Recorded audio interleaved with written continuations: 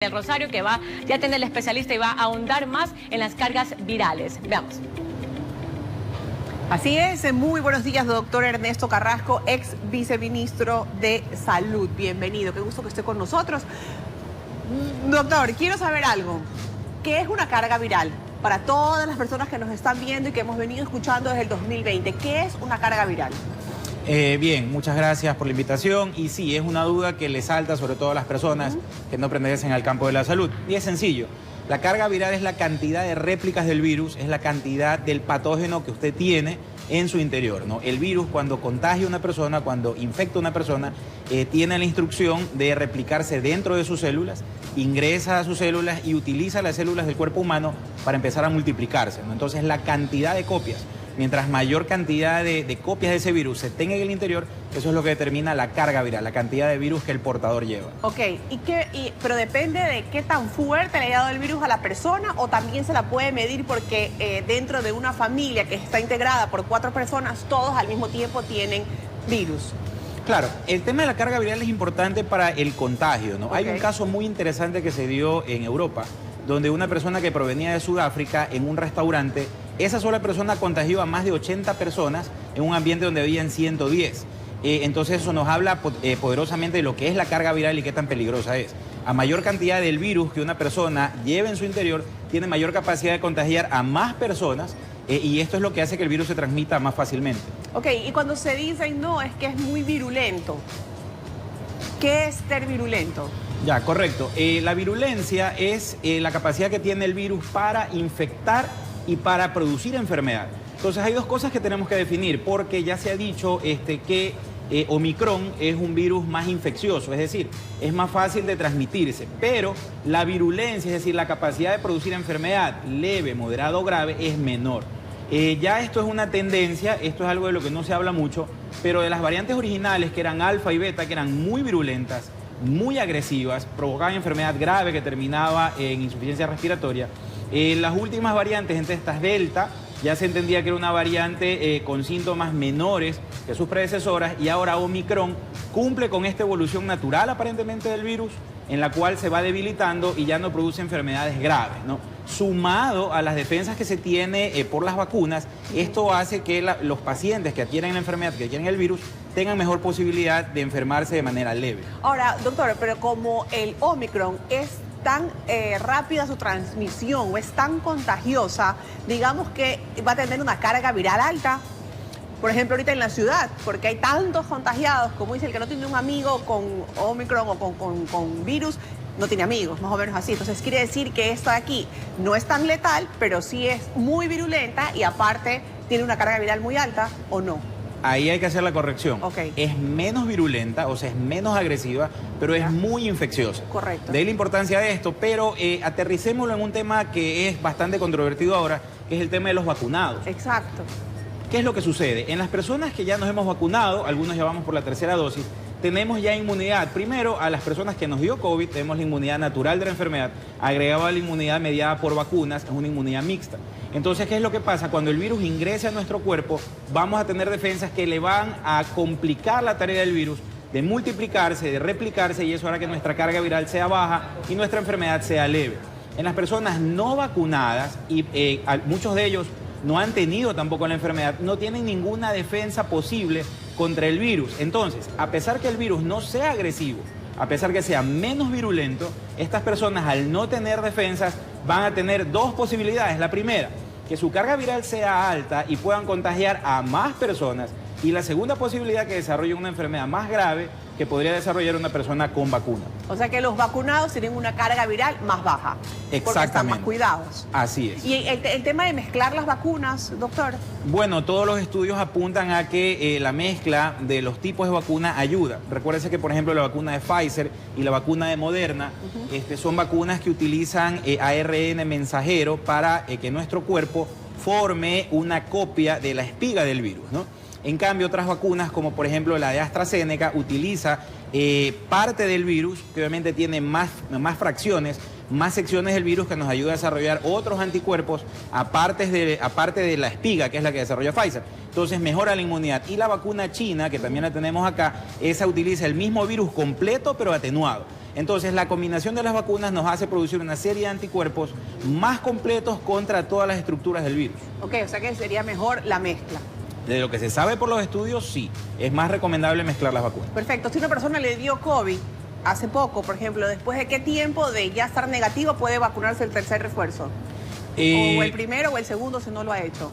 Sí, todas estas cifras han variado desde el inicio de la pandemia para acá. La última indicación que tenemos al momento es que después de la segunda dosis, mínimo debería ser a los 6 meses, la tercera dosis o refuerzo, ahora se dice que debe ser a los 5 meses.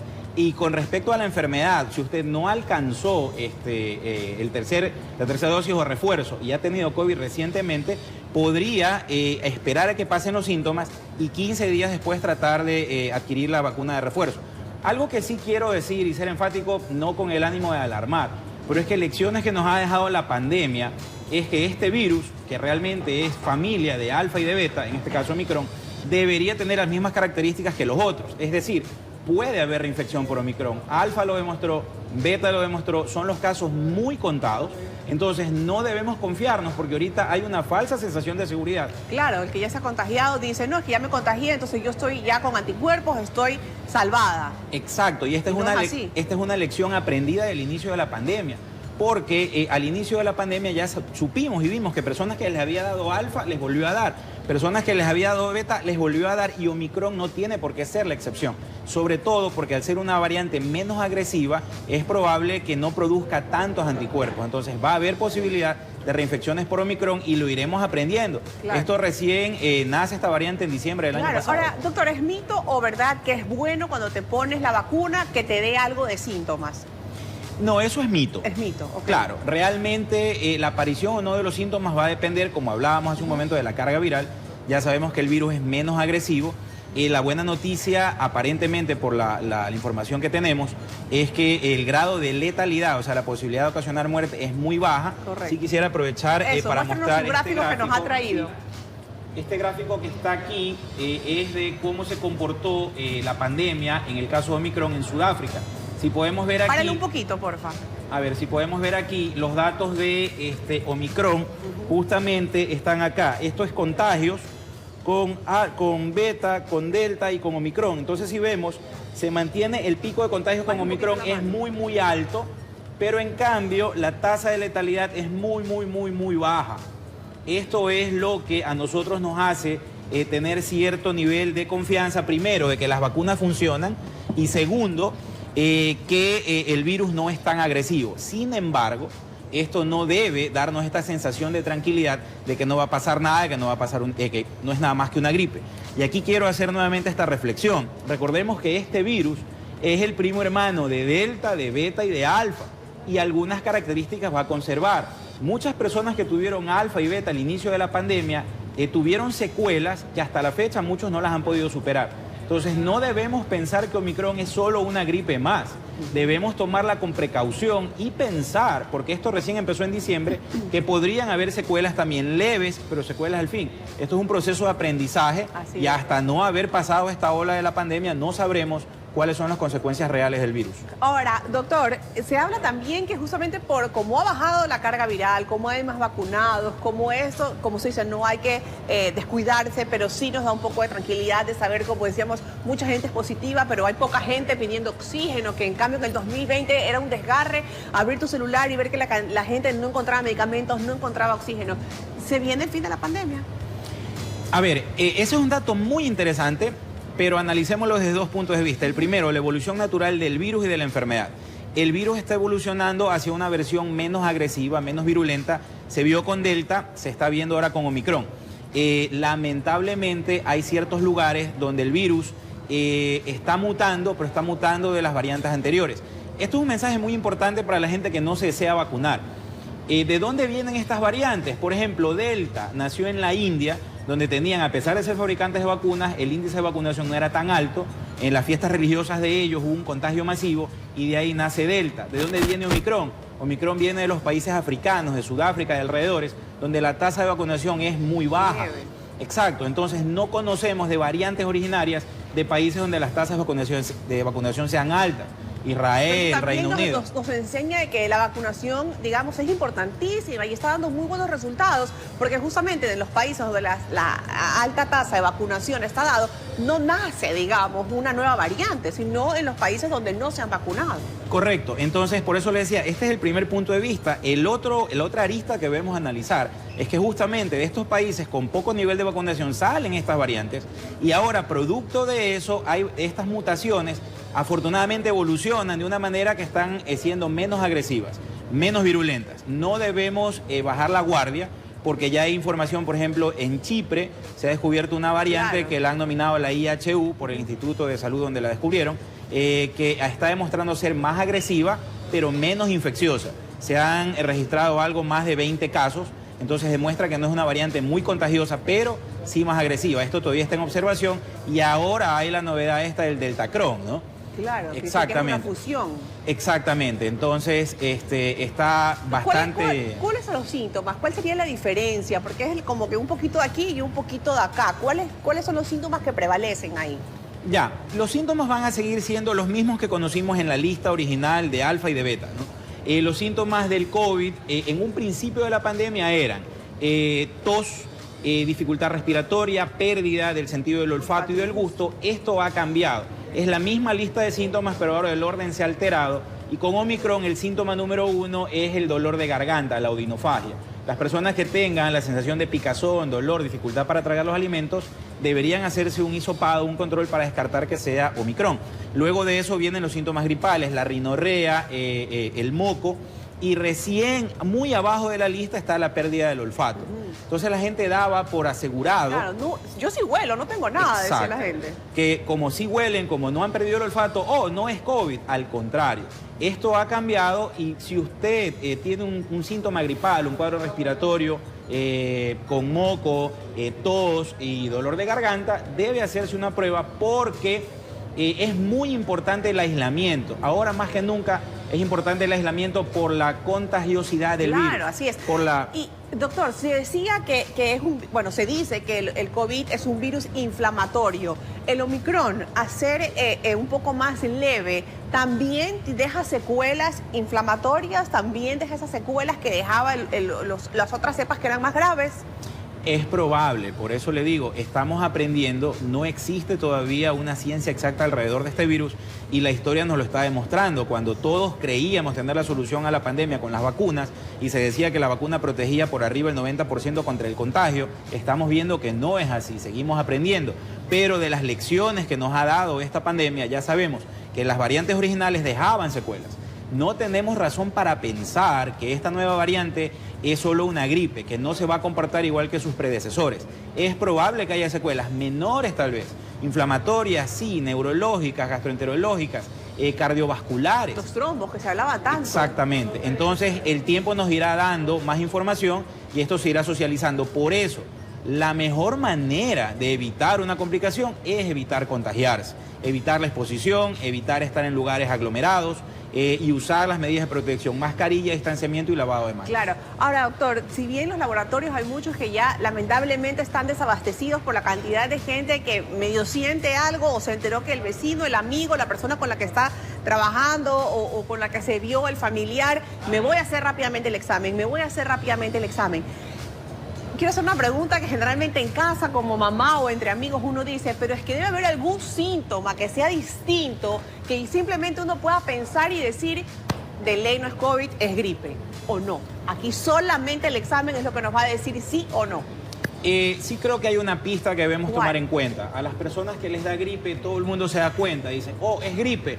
Pero es una gripe más fuerte de lo normal, siento cansancio, como que me duele el cuerpo más que la última vez que me dio gripe. Entonces, ahí está la señal de que eso probablemente sea una infección por COVID, ¿no? Okay. La gripe o hay otros cuadros respiratorios, y sí es importante analizar esto acá también porque corresponde al estado de relajación de las personas.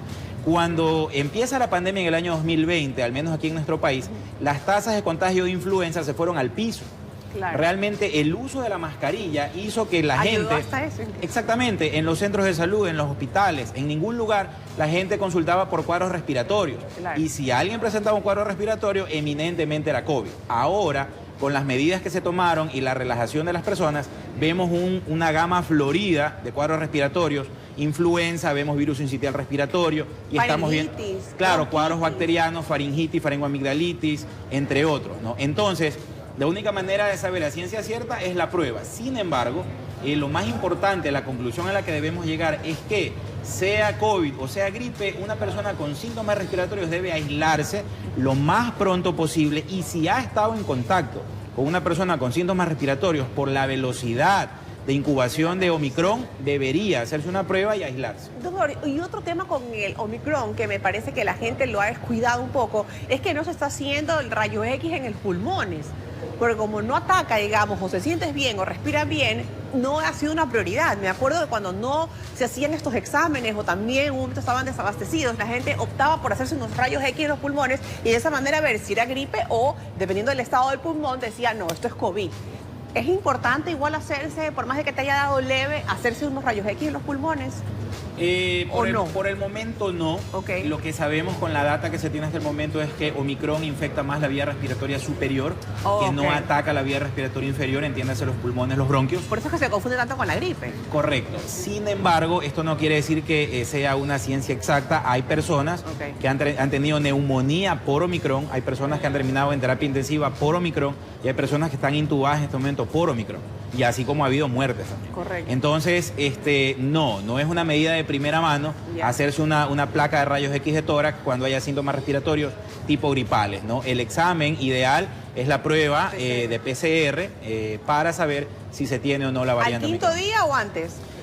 A ver, esto es importantísimo. Ajá, por eso quería preguntar, cerremos con eso la entrevista. ¿A los cuántos días? Ya, si usted ha estado en contacto con una persona que tiene síntomas, ya esa persona quiere decir que ya replicó el virus, está contaminando a los demás, entonces en 72 horas de su contacto usted podría haber incubado el virus, lo que no quiere decir que va a presentar síntomas. En 72 horas usted ya tiene el virus replicándose en su interior y usted ya puede contaminar a otras personas. ¿Y ese PCR ya lo detectaría? Correcto, en 72 horas usted sin saberlo puede contaminar a los demás. La prueba de PCR y la prueba de hisopado de antígeno debe hacerse cuando ya presente síntomas. Pero ¿por qué es importante los tiempos? Porque cuando usted ya presente síntomas, moco, tos, dolor de garganta, probablemente hasta 48 horas antes de haberlos presentado, usted ya podría haber estado contagiando gente. Exacto, por eso, ¿por qué? Por la trazabilidad. Cuando usted presente los síntomas, comuníquese con las personas con las que estuvo en contacto 2 días antes para informarles que usted está asintomático y que deberían aislarse y hacerse pruebas. De ahí la importancia de esto, porque cortando la cadena de transmisión se puede controlar la pandemia. Perfecto, doctor. Gracias por haber estado con nosotros. Esperemos que hayan realmente podido despejar todas las dudas con respecto a este tema. Es lo que nos interesa como madres, como ciudadanos, como personas, como compañeros de trabajo, como hijos, para poder conocer un poco más acerca de este virus que a todos nos preocupa, pero por supuesto somos conscientes de que depende de nosotros también el detenerlo. Vamos a continuar con más de nuestro programa con Emiliana. Gracias, doctor.